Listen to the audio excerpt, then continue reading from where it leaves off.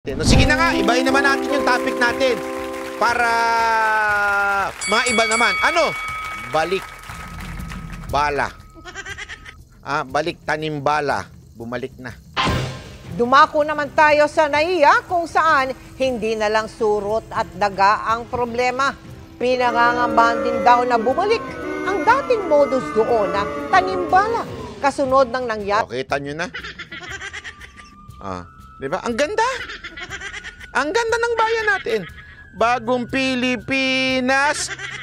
Maganda yung kanta na yun eh. Sana gawa ng version ng SM na yun. Yung Bagong Pilipinas. Ano nga ba yung kasunod doon? Hindi ko alam eh. Hindi ko alam. Kayo na lang magkaroon ng kasunod doon. Bagong Pilipinas. Sundan nyo na lang. Kayo na lang ha. Sa mag-asawang pa-Thailand na nakita umano ng bala sa bag. Ang sagot ng mga otoridad sa pagtutok ni Joseph Moro. Munti ka na maunsami ang biyahe pa Thailand ng mag-asawang negosyante na sina Charity nitong Enero. Sa final security check, tinawag raw siya ng mga otoridad. Ang kanya raw kasing bag nakitaan ng naka-plastic na bala. Take note naka-plastic na bala. Ibig sabihin, nag-effort i-plastic yung bala bago iniwan dun sa bag. Yun kasi yung bintang ng airport eh. Baka nakalimutan lang niya. So pinlastic niya muna, tsaka niya inilagay sa bag niya. Utang inang katarantaduhan yan. Hindi, isipin niya yan Ang sinabi, hindi siguro nakalimutan niya kasi meron siyang PTC owner siya, license owner siya. Una-una, pupunta sila sa Thailand. Hindi niya madadala yung baril sa Thailand. At talong-lalo nang hindi niya madadala yung bala sa Thailand. Tapos sasabihan ninyo, hindi kasi may-ari siya ng baril kaya siguro may bala siya. Tapos ipinlastic pa. Anong katarantaduhan yun? Itinanggi ni Charity na sa kanya ang bala. Pinakitaan niya rin ng mga otoridad ng lisensya ng kanyang baril na mabuti ay dala niya noon. Magkaiba po yung... Tandaan ninyo hindi niya dala yung baril, ang dala niya lisensya. Kasi pupunta siya ng Thailand. Yung lisensya na yon, baliwala yun sa Thailand. So hindi niya pwedeng dalhin yung baril niya sa Thailand. Di ba?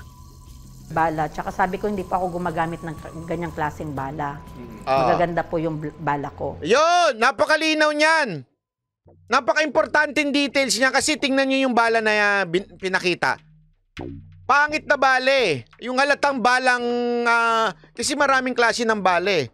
Di ba? Nakalimutan ko na yung hollow point. Meron pa dyan yung foolish heart. Ganon. Hindi, totoo. Marami yung bala. Kasi yan ang kabilin-bilinan sa akin. Huwag kang gagamit na yung yung nagamit na tapos nilagyan na ng pulbura. Yun, okay lang yun gamitin pag nag-shooting ka. Pero pagka, yun, full metal. Dapat yan ang gagamitin mo na, full metal di kaya yung merong na pumuputok. Yung hindi siya pag tumama siya, hindi siya tumatalbog, sumasabog na siya kasi delikado yun eh. Pag tumalbog, pwedeng tumama sa iba. Kaya yun ang ginagamit. Ito, bala pa ata ito ng paltik eh. Tapos meron siya, tapos ilalagay niya doon sa gamit niya. Tinawag raw siya ng mga otoridad. Ang kanya raw kasing bag nakitaan ng naka-plastic na bala. Itinanggi ni Charity na sa kanya ang bala. Pinakitaan niya rin ng mga otoridad ng lisensya ng kanyang baril na mabuti ay dala niya noon. Magkaiba po yung bala. Tsaka sabi ko hindi pa ako gumagamit ng ganyang klaseng bala. Magaganda po yung... magkaiba pa yung bala ng baril niya at saka yung bala bala ko. Randel Bunagan, bili mo nga ako niyang full metal. Tapos balikbayan box mo. Kasi ang mahal ng ang mahal ng dito. Na pumuputok kami. Olive Area, salamat po. Dati 1.5 lang ang pagputok. Ngayon sobrang mahal na, umaabot na ng 15,000. Wala lang, sabi niya, sige ma'am, wala namang problema, sabi niya. Pero may papirmahan lang daw sa akin to make it sure na cleared daw ako. Pinayagan naman silang mag-asawa na makasakay at wala rin kasong inihain sa kanila. Pero bago raw ang insidente, may napansin na siyang kakaiba sa airport na mag-withdraw siya ng pera. Dami nagtatanong, naka-civilian sila. May bumabangga sa akin. Nilapitan ko yung asawa ko. Pagkatapos ng insidente, So may nangyari, may bumabangga. Anong ibig sabihin? Meron talagang nagtanim sa kanya. Nagigets ninyo? May nagtanim sa kanya, hindi natin alam kung ang dahilan ba nun para kikilan sila nung... Kasi malamang ganito nangyari. May nagbumangga sa kanya, ipinasok, tapos tatimingan kung sino yung kakuntsaba nilang airport security. Tapos malamang dun sila kikikilan. Pero pagka naamoy nila na maalam itong si ate, marunong sa batas, pababayaan na lang nila. Hindi na nila itutuloy yung plano nila. Gets ninyo? Pero kasi pag umiral dyan yung, yung nervyos mo, pag umiral dyan yung kaba mo, tapos para kang natataranta, dyan ka na pwedeng kikilan. Tama, mali. Usually nga ginagawa yan sa mga Hapon eh. Alam niyo yon, yung panahon noon na tanimbala? pinost ni Charity ang video sa social media para magsilbing babala sa publiko. Sa tanong tuloy, balik na naman nga ba ang mga insidente ng tanimbala sa Tingnan ninyo yung palusot ng airport mga airport? Ayon sa Office for Transportation Security, hindi raw. Tanimbala is a thing of the past. We can always present all available data and pictures plus video para mapasinungalingan namin yung sinasabi nila. Asan? Bigay nyo sa GMA para balita ng GMA Huwag puro ganon. Hindi, kasi baka puro ganon eh. Kung maganda siguro, sinabi nyo naman you can provide. Ayan yung email ko, send nyo sa akin. Patas tayo dito eh. Patas tayo dito. Send nyo sa akin yung sinasabi nyong ebidensya nyo na hindi bumalik yung balikbala at talagang galing sa kanya yon. At wala siyang bumangga sa kanya, walang nagtanim sa kanya. I-email nyo dyan. Ipi-play ko dito. Promise ko yan. Giit pa ng Office for Transportation Security o OTS, posibleng kina Charity talaga ang nakitang bala. Posible daw talagang doon sa babae yung nanggaling bala. Bali pinlastik muna, tsaka niya binalik sa bag niya. So it was not a mistake. Sinadya niya. Pinlastik niya Simple common sense eh. Simple common sense. Naka-plastic yung bala. So ang ginawa mo, pinlastik mo, tapos binalik mo sa bag mo. Ibig sabihin lang nun, hindi yun mistake na naiwan sa bala, yung bala. Bakit kanyo? Bibigyan ko kayo ng perfect example. Ako mismo. Pumunta akong Davao. This is an honest confession. Pumunta akong Davao. Sever may bitbit ako. Okay? Ako po ay kumpleto ng ID, dokumento. May bitbit po ako, nagbayad po ako doon. Binigay ko yung bala. Ang problema, yung bag na pinaglalagyan, kalimutan ko, basta meron pinaglalagyan na bag eh. Yung bag na pinaglalagyan, binalik sa akin. Ang problema, nilagay ko doon yung nakaload. Kasi yung baril ko, syempre, bala, 2 magazine. Tapos may nakaload. Para ready. Okay? Ngayon, pag ibibigay mo na ngayon sa pulis, bago ka pumasok ng airport, i-unload mo yun. Hindi nakakasya yun sa magazine. So, in-unload ko, inilagay ko sa loob ng bag, ibinigay ko yung baril, yung bala, nandun din sa loob ng bag. Unfortunately, nung ibinalik na sa akin, hindi nila naisama yung balang nakahiwalay, na nakaload, yun yung nakalagay sa chamber. Hindi nila binalik sa akin. Hindi nila kinuha. Ibig sabihin, nung binalik nila sa akin yung bag, kasi sabi, sir, hindi kami tumatanggap ng bag, sa inyo po yung bag. So, nangyari, bumalik sa akin yung bala. Nagets nyo? Bumalik po sa akin yung bala, at pagbalik sa akin yung bala, syempre, pumasok na ako sa x-ray. Nakita yung bala. Sir, meron ba kayong basta ganyan-ganyan, tanong-tanong. Sabi ko, oo, ito resibo ko. Nakita naman nila yung resibo ko. Nakita nila legit ako na may bitbit. legit na nagbayad din ako at legit na chinek-in ko yun. So ginawa nila, ay ganun ba sir? Kasi sir, meron na iwang bala. Hindi ho naka-plastic yung bala. Kasi galing nga sa chamber ko eh. At pareho yung bala niyan at yung bala nung nasa magazine ko. Kaya nga hindi nyo ako pwedeng paikutan dito sa sinasabi ninyo. So yung bala na yon, kinuha nila, isinama doon sa sinurrender kong magazine. Kasi na-check naman nila, pareho itsura ng bala, pareho yung kalibre ng bala. At the same time, naandun sa bag ko na kung saan isinoli nila sa akin. Naiintindihan nyo? So, if that is the scenario, di sana pareho yung bala nung kalibre ng baril niya. Second, wala siyang bit-bit ng baril sa Thailand. Paano niya papasok yung baril sa Thailand? So, hindi maliligaw yung bala. Third, bakit naka-plastic yung bala? Ibig sabihin, it was not an accident na nailagay yan dyan. Somebody or someone na naglagay dyan. Tama, mali. O, ngayon, pasinungalingan yung tatlong sinabi ko.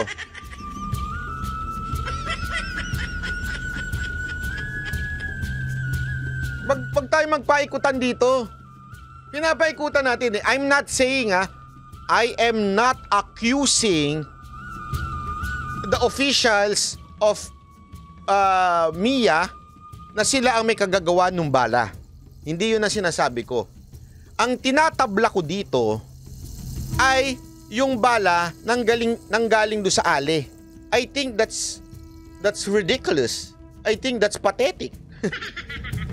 Paano mangyayari yun? Pinlastik niya pa. O ito, pinlastik ko, tapos ilagay ko sa bag ko. Magkaiba pa nung bala niya at saka yung baril niya.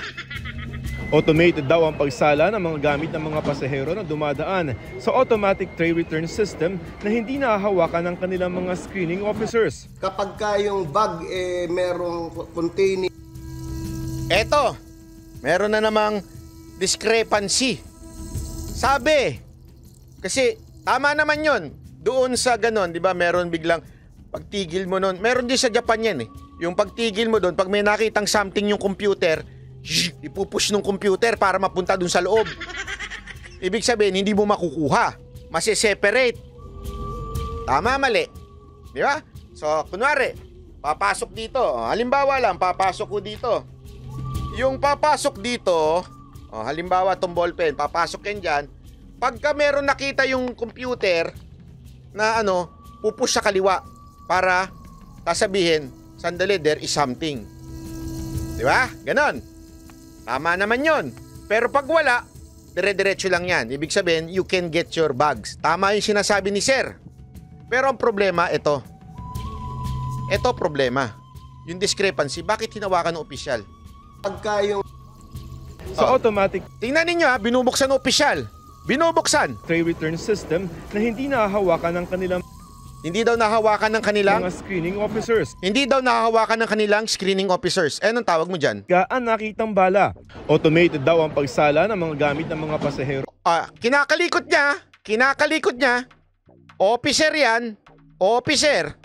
Kinakalikot niya. Hindi ko pinagbibintangan. Pinasisinungalingan ko lang yung sinasabi. Hindi ko pinagbibintangan. I'm not saying si ating may kasalanan. Pero ang sinasabi ko, yung sinasabi niyang hindi hinahawakan ng officer, anong tawag mo dyan? Sino siya? Ordinary citizen, vlogger? Na dumadaan sa automatic tray return system na hindi nahahawakan ng kanilang mga screening officers. Hindi daw nahawakan ng screening officer, pero hawak niya.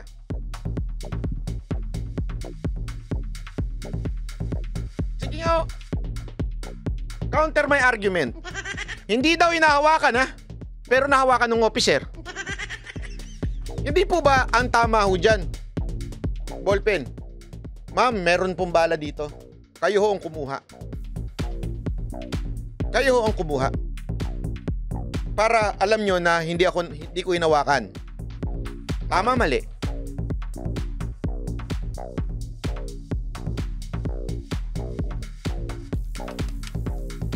Ito.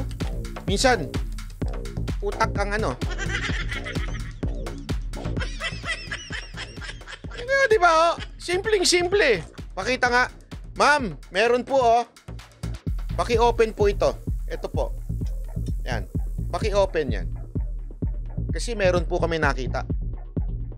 Dapat ganun eh. Kasi yun daw, ang sabi ng opisyal, yun daw ang kanilang protocol. Hindi hawakan ng officer. Eh bakit anong tawag mo dyan? Kapag ka yung bag merong containing suspicious item, yung computer Yung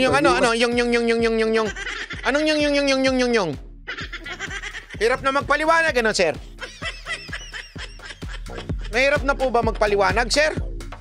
Ako, open po ako. Kung gusto nyo akong paliwanagan, gusto nyo pong interviewin ko kayo para ibigay nyo yung panig ninyo ng maayos. Pero, tatanungin ko kayo.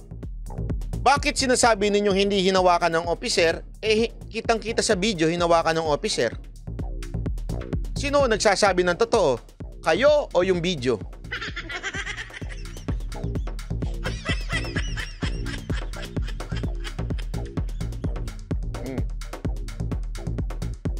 Oh, sabi nito, yes, banat bay. Oh, ihihiwalay ng tapos tatawagin ka ng officer para makita mo yung ginagawa nila. Ganon ang nangyari sa akin. Sila ang humuhukay. Nakakita daw ba kayo mga nagmamagic?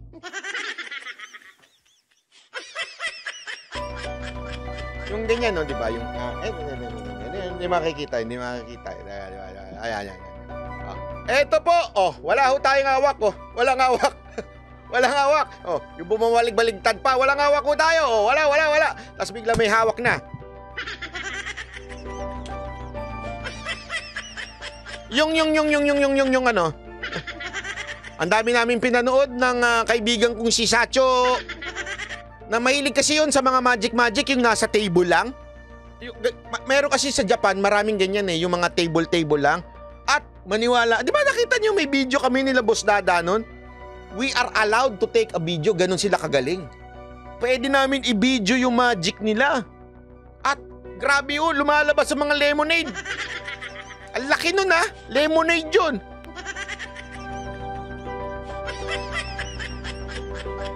Hindi natin pinagbibintangan yung ale. Linawin ko, hindi ko pinagbibintangan yung officer kanina. Ang sinasabi ko lang, di ba po sir, ang tamang patakaran, dut-dutin nyo lang. Ganon-ganonin nyo lang. Sir, ma'am, meron pong bala dyan sa loob. Una-una, kasi baka sabihin nyo, for safety, kaya hinawakan ng officer. Hindi naman puputok yung bala Paano puputok yung bala? Gaganunin mo para pumutok? Hindi naman puputok yun. Ibig sabihin, it's not for safety. Kahit ibato mo yung bala, hindi sasabog yun. So, pwedeng hawakan nung talagang umano ng ano. Kaya nga, ganunin mo lang Meron pong bala dyan, pakikuha, kayo hong kumuha. Tapos, ibigay nyo po sa akin. Diba? Tapos, may CCTV. Dapat ganun, sir. Again, hindi ko pinagbibintangan yung opisyal na babae. Ang sinasabi ko, yun dapat ang tamang patakaran, sir, boss, amo. Ganun dapat ang patakaran, sir. Dut-dutin lang, hindi halukayin. Siya na mismo ang magse-separate ng bag niya, and then that baggage will be subjected for baggage inspection. It's only the time na hahawakan niya ng baggage inspector natin. Lumalabas sa atin kasi kaya nga mali, sir Pag ginawa ka na po yun, delicates na po yun, sir. Kasi ang pwede nilang argument dito, nakikita ko na yung argument sineparate ng computer. Ibig sabihin may nakita yung computer na bala. Di ba? Maaring ganyan yung argument nila Pero papatusin ko yan, yung argument nyo. Tanungin ko kayo. In so many baggage na dumadaan dyan, lahat ho ba nang nase-separate may lamang bala? Come to think of it, lahat po ba nang nase-separate yung tinutulak ng computer na meron siyang nakita, may lamang po bang bala? Hindi ko. Not everything na in-isolate ng computer Meaning, meron talagang bala. Maraming dahilan kung bakit sineperate. Minsan pa nga it was a mistake. Nagkamali lang yung napagkamalan lang ng scanner na may something doon pero wala naman pala. So, this is my counter argument to you, my friend. Is it possible na merong sineperate na walang lamang bala tapos hinawakan ng opisyal, yung opisyal na tulongges may balang hawak? Is that possible? Hindi ko sinasabing yung babae may ginawa, Pero the question here, sir, Mr. Officer, Mr. Bossing, amo, posible ba na i-separate ng bag tapos tiyempo ngayon yung security officer, na-separate to.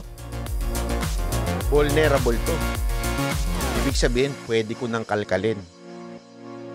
So by separating that, sir, amo, boss, binigyan mo ng karapatan yung security officer na kalkalin yung gamit. Am I correct or not? Your Honor, case closed. Di ba? Mali ako o tama?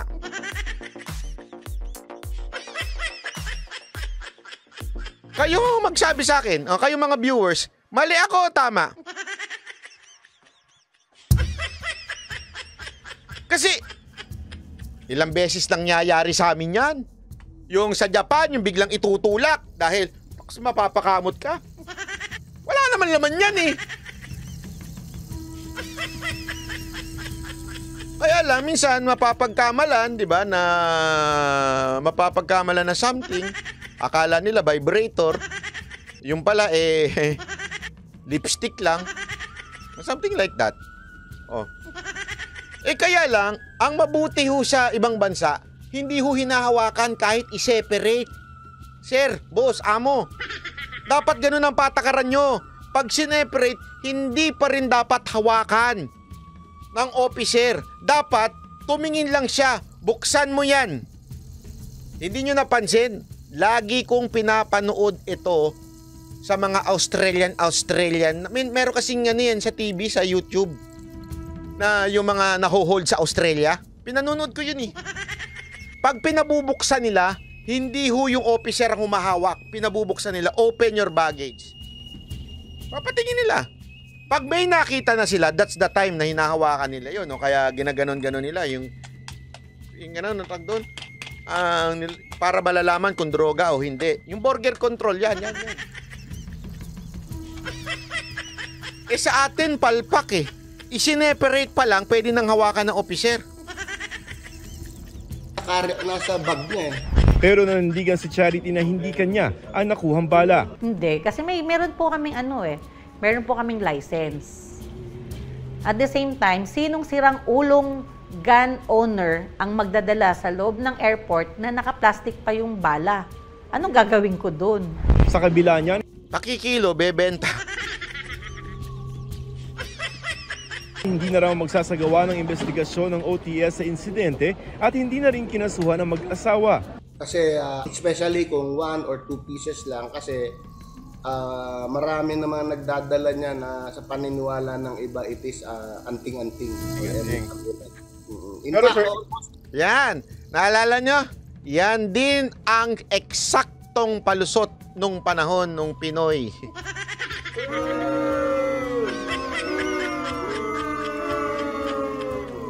Sir, wag po kayo magagalit Gusto ko lang sabihin, history repeat itself.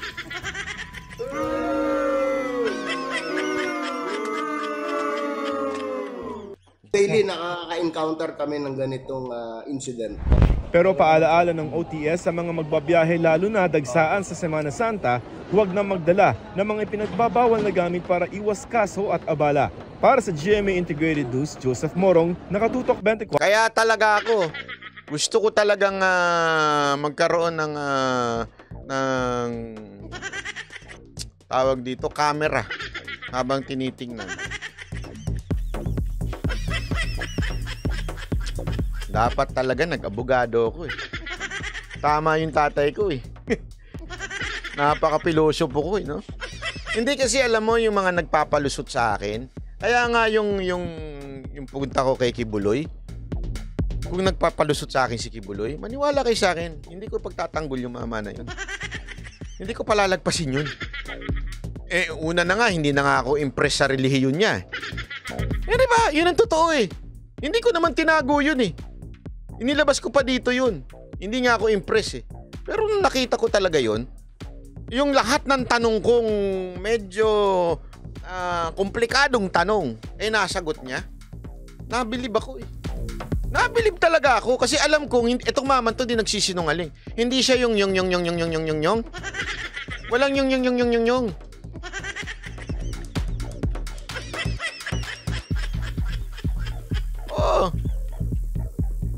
Kaya ako lang sinasabi to kasi yan ang isang bagay na na hindi mapapalusot po sa akin. Lalo na pag ang tao nagpapalusot, amoy na amoy ko yan. Naku po, maniwala kayo sa akin. Ang daming ganyang nag-try out, nag-audition sa Mocha Girls, ang daming palusot.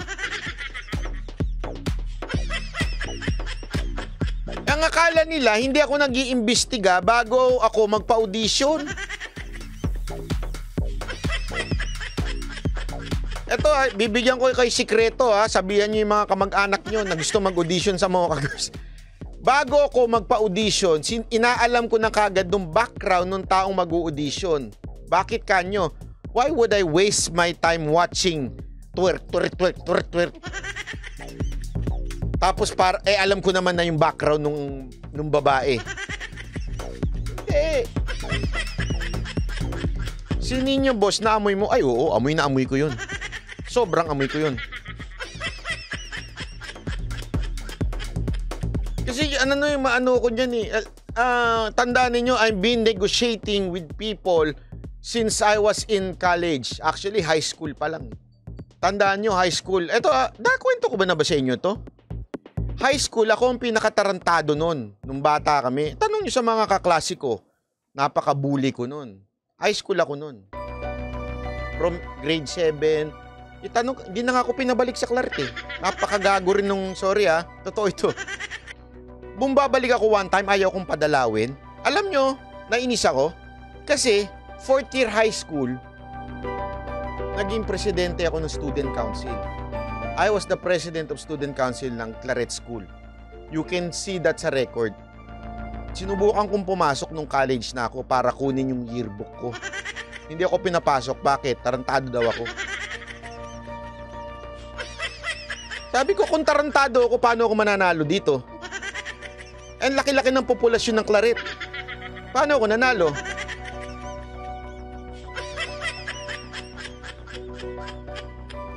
Kasi nga I know how to deal with people.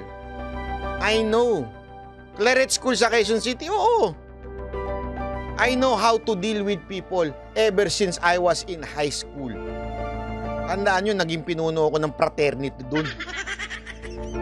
Kaya yung mga nagpapalusot sa akin, naku po, yung mga public official na nagpapalusot. Dumaan ka ba naman sa isang napakalupit na tatay na abogado? Na kahit anong palusot mo, wala kang lusot.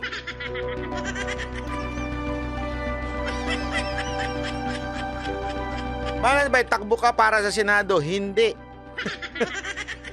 Pasensya na, pag ako tumakbo sa Senado, wala na akong vlog. Gusto nyo ba yun? O, di ba ayaw nyo? Huwag na tayong tumakbo. Ganun lang kasimple. Okay? Anyway, maraming salamat. Bukas uli. Sana meron ulit tayong live bukas,